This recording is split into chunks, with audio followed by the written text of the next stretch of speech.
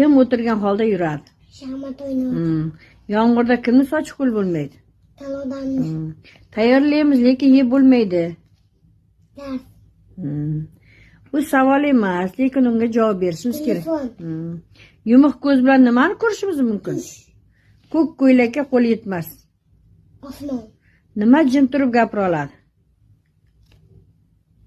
Kitob. Kitob, to'g'ri.